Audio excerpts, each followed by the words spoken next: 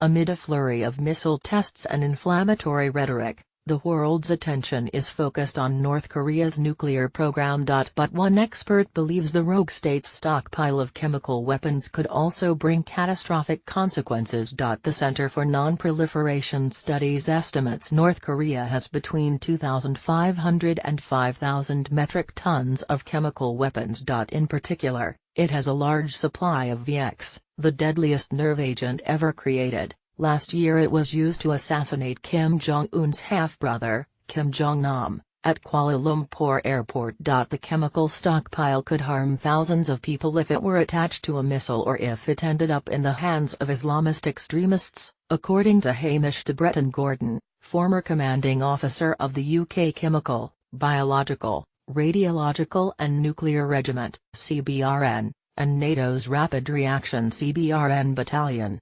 The chance that North Korea might provide jihadis with some of their chemical or nuclear capability is a huge concern at the moment, he said. What some people forget, is that in 2006 North Korea helped Syrian President Bashar al-Assad and his regime set up their own nuclear program, which was destroyed by the Israelis. But only as recently as a few weeks ago, the Organization for the Prohibition of Chemical Weapons intercepted 2 North Korean ships heading towards northern Syria with equipment to make chemical weapons. De Bretton-Gordon has described VX as the most toxic chemical weapon ever produced, highlighting that even a microscopic amount can prove deadly. VX also featured in the 1996 action thriller The Rock. It spanned under several international conventions and was designated a weapon of mass destruction by a UN resolution in April 1991. Its origins date back to the early 1950s, when a British scientist named Ranajit Ghosh was researching pesticides and developed the V series of nerve agents. The V stood for venom. De Bretton-Gordon, who now works for military supplier Avon, fears impoverished Pyongyang could be more tempted to sell its chemical stockpile as it grapples with toughening global sanctions. We know that the jihadis have a lot of money and only last year tried to buy a highly enriched uranium from Russian criminals for $40 million a kilogram, he said. So, would Kim Jong-un sell deadly VX for $40 million a kilogram? I think absolutely they would, the more that they get pushed. However, Professor Hazel Smith at London's School of Oriental and African Studies, SOAS, says that would be a major change in policy for the North Korean regime. Historically, North Korea values state sovereignty and doesn't value interactions with non-state entities such as ISIS and Al-Qaeda, she said. Given the level of surveillance over their shipping activities, it's also unlikely they would be able to, or try to transport weapons.